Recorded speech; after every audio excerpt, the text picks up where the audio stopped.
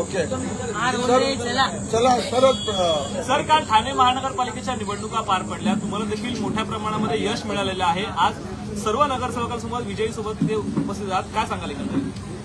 काल काउंटिंग मधलं सगळं नाही त्यामुळे माझी आणि त्यांची भेट झाली मतदारांची आणि त्यांची भेट झाली. त्यामुळे सगळ्यांनी एकत्रित करून आज सगळ्या काय चर्चा झाली नेमकी भेटीमध्ये? काय नेमकं बोललं जातं? प्रत्येकाने हे दुःख व्यक्त केलं.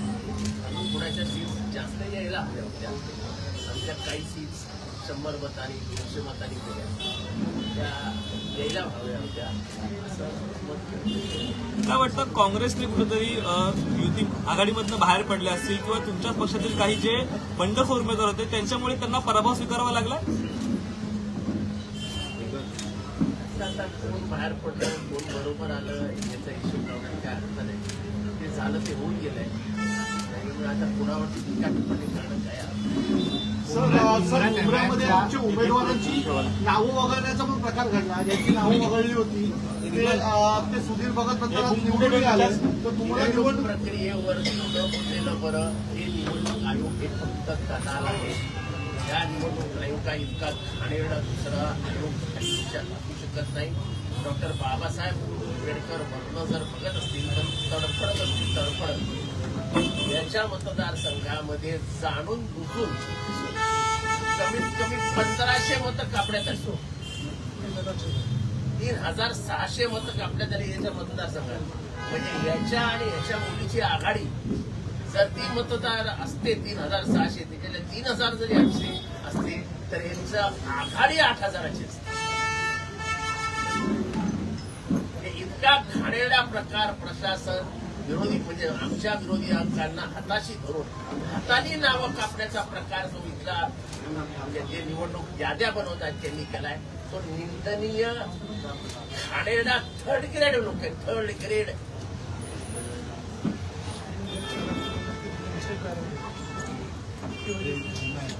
एमआयएमच्या देखील 5 जागा ज्या आहेत मुंबईमध्ये निवडून आलेल्या आहेत, तर महाराष्ट्रामध्ये देखील त्यांना मोठं यश कुठेतरी मिळत आहे. पक्ष आपल्याकडे वाढत असतो एमआयएम वाढतात. सर संदीप लेलेने आज पत्रकार परिषद घेतली, भाजपची झाली होती आणि असं म्हटलंय की एमआयएमची मुंबईत वाढते त्याचं आत्मचिंतन आव्हाडांनी नक्की करावं. आव्हाडांनी काय करावं आवड करत संदीप लेलेंनी सल्ला देण्याची गरज नाही. सर, पाहिलं तर मीरा भाईंदरमध्ये जे असेल भाजपने एक हाती सत्ता मिळवलेली आहे. ठाण्यामध्ये शिंदेच्या सेनेने एक हाती सत्ता मिळवलेली आहे. कुठेतरी आता भाजपला धडकी भरली ठाण्यामध्ये की भाजप त्यांना नकोशी झाली का? कोणाला नकोशे झाले, कोणाला मिठी मारून बसले त्याच्याशी मला काय करायचंय. एकत्र मिटिंग मारून 8 रात्र एकत्र घालून आणि आज सगळे म्हणतात की आता आपण एकत्र मिठी नाही मारायची. त्यांचं म्हणणं असं की भाजपचं की महापालिकेच्या कारभारावर अंकुश ठेवण्यासाठी आम्ही वेळप्रसंगी वेगळी भूमिका घेऊ. म्हणजे वेगळी भूमिका म्हणजे त्यांचं असं म्हणणं आहे की विरोधी पक्षामध्ये पण त्यांना तुम्हाला लांब ठेवण्याचा त्यांचा आम्हाला लांब ठेवण्यापेक्षा ते एकत्र झोपले ना 10 दिवस एकत्र झोपीत होते ना. 11 दिवस त्यांनी 11व्या दिवशी म्हणतात आता आपण नाही झोपायचंय. ठाण्यातल्या लोकांना त्यांनी फसवलंय. ते जेव्हा ठाण्यातल्या लोकांसमोर गेले तेव्हा एकत्र गेले. आता जर ते म्हणत असतील की आम्ही वेगळी चूल मांडणार आहोत तर त्यांनी ठाण्यातल्या लोकांना फसवलंय असं ठाम आम्ही या ठिकाणी म्हणतो. म्हणजे खरोखरीच ज्यांनी त्यांच्या विरोधात काम केलं तोच विरोधी पक्ष. एकंदरीत तुम्ही ठाणे महापालिकेचा जो निकाल लागलेला आहे त्या निकालाकडे कसं पाहता?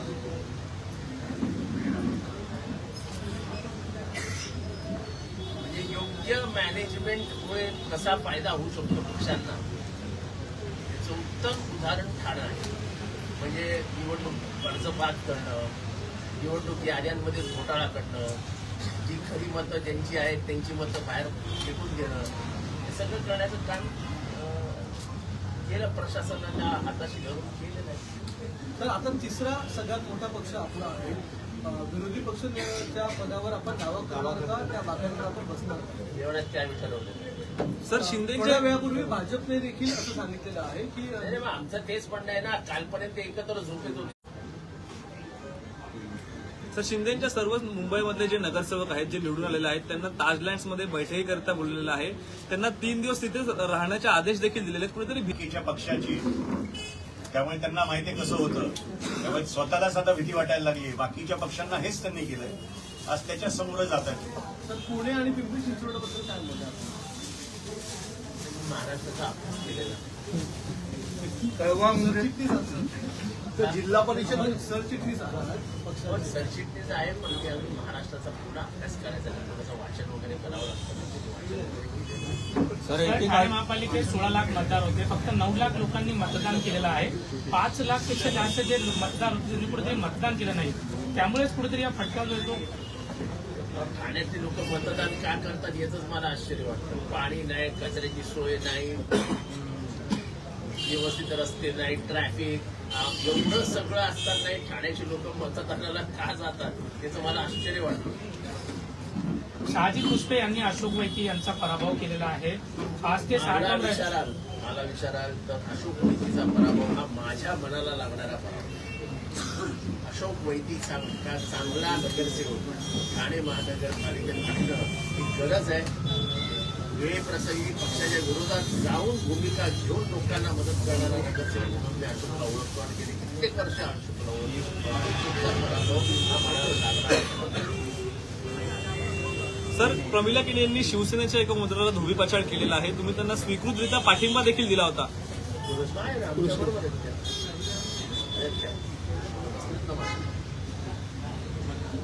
या निवडणुकीत 2 पक्षांचे शहराध्यक्ष गारद झाले.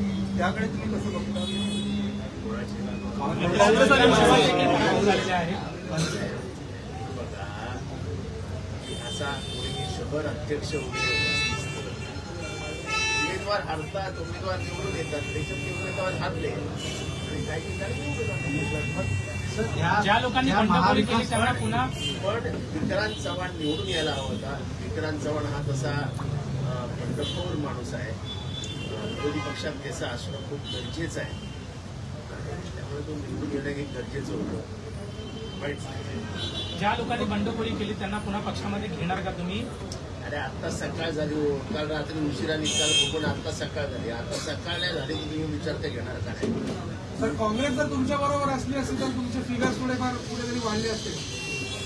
आता इट्स आणि बट्सवरती उत्तरं देणं ची वेळच नाही.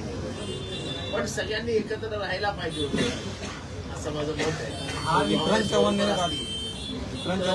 फिगर्स किती वाढल्या असत्या मला माहित नाही, पण लीड मात्र 8-10 हजारांनी वाढलं असतं.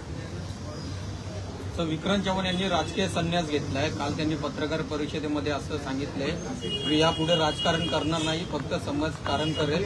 त्याचबरोबर त्यांनी जिल्हाध्यक्ष पदाचा देखील राजीनामा दिलाय. काय सांगाल त्यांना? मी त्याला भेटलेलो नाही, पण त्यांना निवडून असा घाईघाईत निर्णय घ्यायचा नसतो. ठीक आहे, पराभव होतात, पिछेहाट होते. आता आमची पिछेहाट झालेली आहे. ठीक आहे, तुला मनाला लागतं. मी सकाळपासून अस्वस्थ होऊन पडून राहिलो होतो. मी त्या मिटिंगला यायच्याही विरोधात होतो. मला म्हणून मी आग्रह दिला नाही ये म्हणजे मनाला लागतंय सगळं. राजकारण सोडून मी निघून जाईल. त्याला घरी जाऊन मी घरून त्याला बाहेर काढेल, घरी जाऊन त्याला समजवेल. असं वागायचं नसतं. सर, मुंबई आणि कळवामध्ये अनेक राष्ट्रवादी वेगळ्या लढल्यामुळे राष्ट्रवादी वेगळ्या लढल्यामुळे सभागृहामध्ये त्याची बाजू मांडा. ते आम्ही वेगळेच होतो आणि वेगळेच लढलो. येत्या काळात पालिका सभागृहात राष्ट्रवादी काँग्रेसचा चेहरा कोणाचा ठरला? हा? पालिका सभागृहामध्ये राष्ट्रवादी हे काँग्रेस काय सगळे चेहरे आहेत? गटनेता म्हणून हे काय सगळेच लढले. 3 माजी विरोधी पक्ष नेते बसले पुढच्या रांगेत, जे निवडून आलेत. 5 टर्म आमचा नगरसेवक आहे यासीन आमच्याकडे. सर, मुंब्रा आणि कळवामध्ये अनेक तरुण निवडून आलेले आहेत. पहिल्यांदा संधी देणे ते निवडून देखील आलेले आहेत. सभागृहामध्ये मुंब्रा आणि कळवाला म्हणजे ठाणेकरांना विकासासाठी कशा पद्धतीने हे लोक आपली बाजू त्या सभागृहात मांडणार?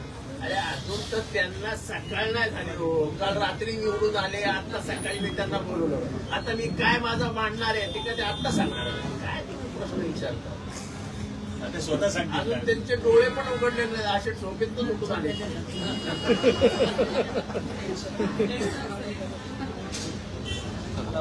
ओके. तुम्ही एकदा त्यांच्याकडे असं घ्यायला या. हिंदी बता दो, रुको, रुको, हिंदी बता दो.